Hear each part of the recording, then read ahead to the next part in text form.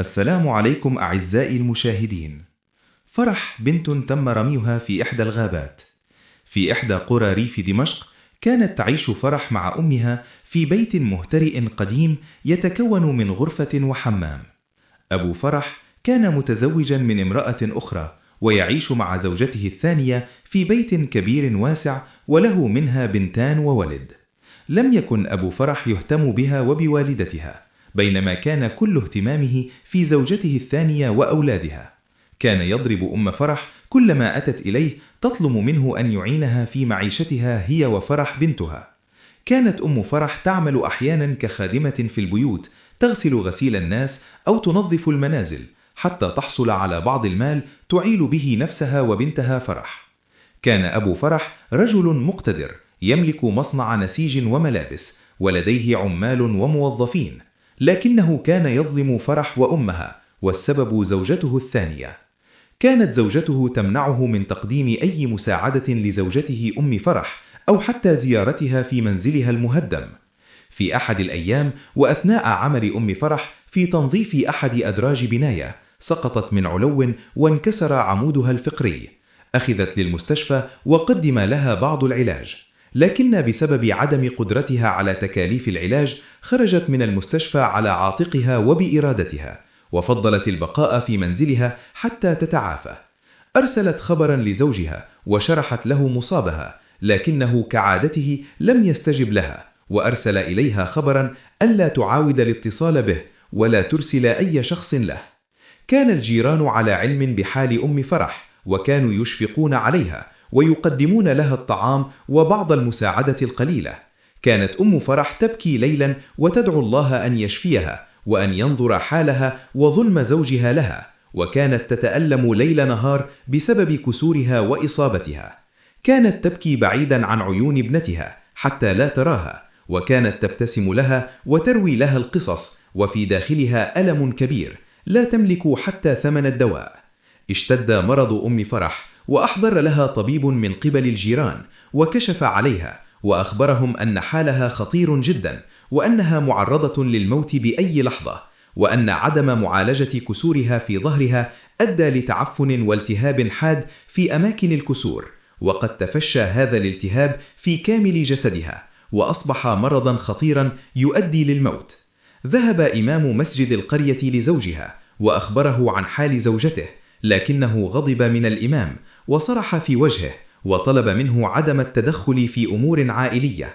وما هي إلا أيام حتى فارقت أم فرح الحياة وماتت، وأصبحت فرح وحيدة دون أم ولا أب، وهي طفلة لم تتعدى 7 سنوات من عمرها. اضطر أبو فرح لأخذها لبيته بسبب ضغط الناس عليه، وحتى لا يصبح عارا عليه، وخوفا من كلام الناس عليه أخذها لمنزله عند زوجته وأولاده.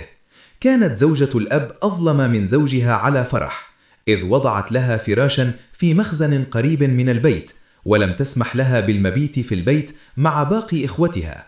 ومن هنا بدأت رحلة العذاب لفرح، حيث كانت تعمل خادمة عند زوجة أبيها وتضربها ليل نهار، حتى أبوها كان يضربها بسبب أو بلا. كان كلما حضر للبيت بعد العمل تستقبله زوجته بالشكاوي على فرح حتى يغضب ويقوم بضربها. في أحد الأيام طلبت فرح من أبيها أن يرسلها للمدرسة مثل إخوتها، لكنه رفض، وزوجة أبيها غضبت من طلبها وضربتها ومنعتها أن تفكر في هذا الأمر. كان وضع فرح يسوء يوم بعد يوم بسبب الضرب والقهر وقلة الطعام والعمل الشاق كل يوم دون أي رحمة من زوجة الأب والأب أيضا. مرضت فرح مرض شديد، أصيبت بالحمى الشديدة والجدري بسبب الإهمال. هنا شيطان زوجة الأب نطق وخطط ودبر. اقترحت زوجة الأب عليه أن يأخذوها لمكان بعيد ويتخلصوا منها، لأن مرضها معدن ولن تشفى منه فهي ميتة لا محالة. وافق الأب دون أي رحمة ولا أي شفقة على طفلته، وقرروا التخلص منها بعد ذهاب أطفالهم للمدرسة حتى لا يشاهدوا أي شيء. وبعد ذهاب الأولاد للمدرسة وضع الأب فرح في السيارة، وكانت في داخلها سعيدة معتقدة أن أبوها سيأخذها للطبيب، لكن هذا الأب المجرم أخذها إلى غابة بعيدة عن مكان سكنه ووضعها تحت أحد الأشجار ونظر إليها وقال: موتي هنا في الهواء والحقي بأمك. لم تكن فرح تعلم أي هي ولا تستطيع الحركة، حرارتها مرتفعة وجسدها كلها مصاب بالجدر، وأصبحت هزيلة وفي غابة موحشة. مكثت فرح في الغابة طوال اليوم، وأتى الليل وهي تعي ما يجري حولها. كانت تسمع حرشفة الحيوانات حولها، وتسمع أصوات مخيفة للذئاب وبعض الحيوانات التي لم تعرف ما هي، فقط تسمع أصواتها ولا حول لها ولا قوة. بقيت هكذا حتى غابت عن وعيها ولم تعد تستطيع فتح عيونها.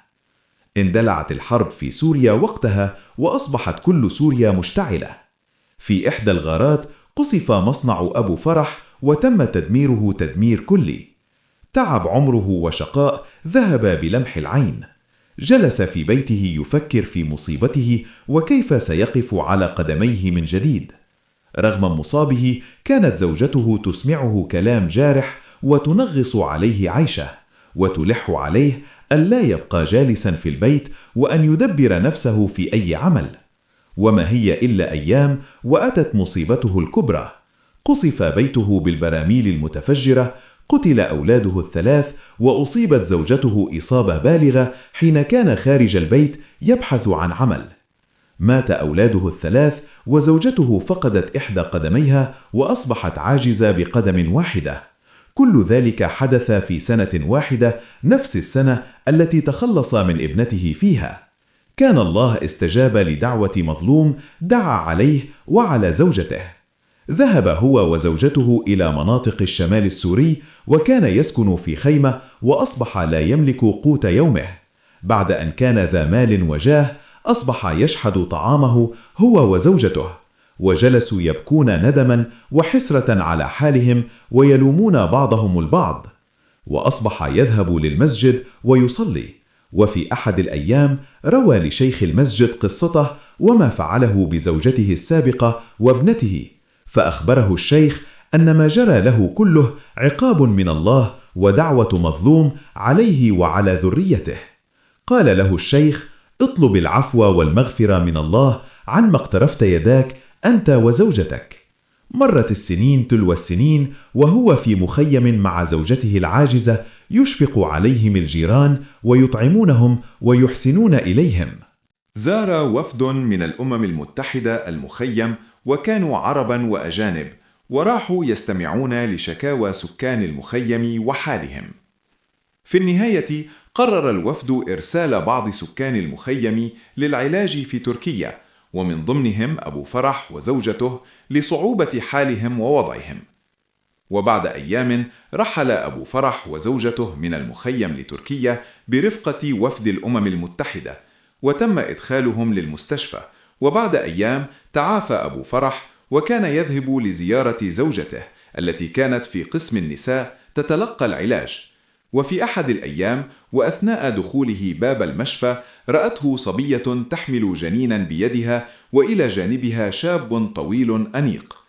أبو فرح لم يعر أي اهتمام، لكن الصبية نادته: بابا بابا. لم ينتبه أبو فرح للصبية واستمر بالمشي. سألها الشاب وهو زوجها: إلى من تنادين؟ قالت: ذلك الرجل، أعتقد أنه أبي. ركض الشاب باتجاه الرجل وأوقفه وقال له: هذه السيدة تناديك. فقال: تناديني أنا؟ ماذا تريد مني؟ قال له: تعال هيا اقترب، تريد أن تسألك سؤالا. اقترب الرجل من فرح. الهموم والسنين غيرت ملامح الرجل، وأصبح عجوزا قبل أوانه، والشقاء واضح في تعابير وجهه. نظرت إليه وسألته: هل اسمك عماد؟ قال: أجل. كيف عرفت اسمي؟ ومن أنتم؟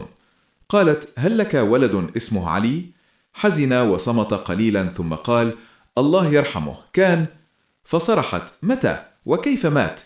تعجب من سؤالها ولهفتها، وسألها: من أنت؟ ومن هذا الرجل؟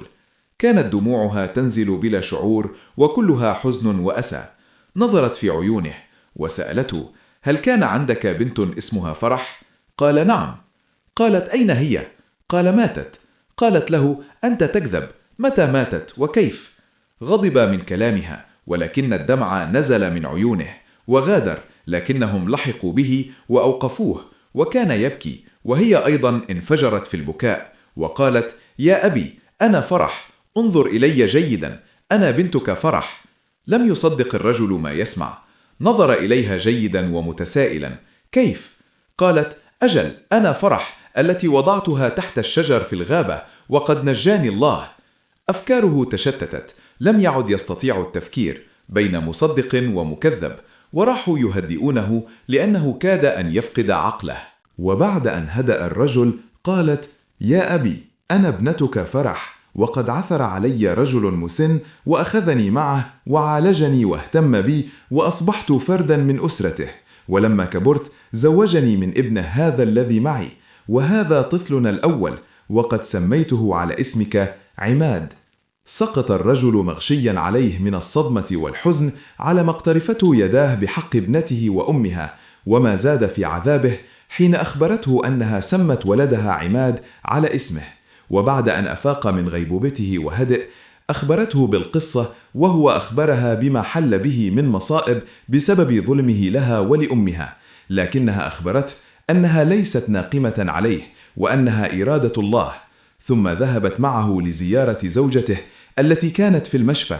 هي أيضا لم تصدق ما رأت وما سمعت، وبكت بكاء شديد، لأنها تعلم أن الله انتقم منها في أولادها وفي بدنها بسبب ظلمها. كانت فرح تسكن في تركيا في مدينة أنقرة.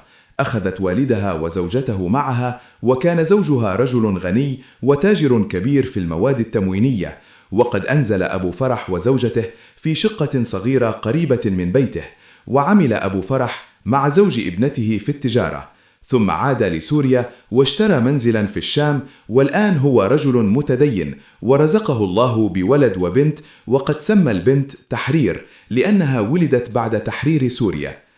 الظلم ظلمات، إياكم ودعوة المظلوم. وبالمناسبة زوج فرح سعودي الجنسية، وأبوه رجل أعمال ويملك عقارات في سوريا، وهو رجل محترم وخلوق.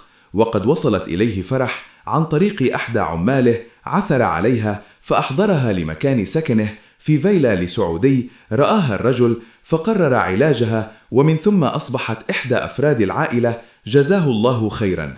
إلى هنا انتهت قصتنا لهذا اليوم. دمتم بخير، وإلى قصة أخرى قادمة.